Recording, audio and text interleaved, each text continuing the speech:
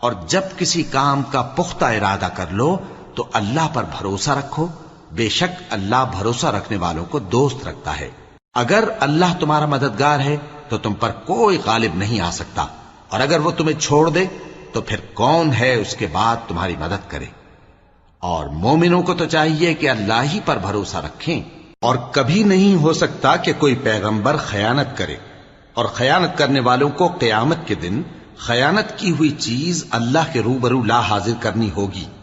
फिर हर शख्स को उसके अमाल का पूरा पूरा बदला दिया जाएगा और उनके साथ बेइंसाफी नहीं की जाएगी। भला जो शख्स अल्लाह की खुशनुदी का ताबे हो वो उस शख्स की तरह हो सकता है जो अल्लाह की नाखुशी में गिरफ्तार हो, और जिसका ठिकाना दोज़ख है और वो बुरा ठिकाना है।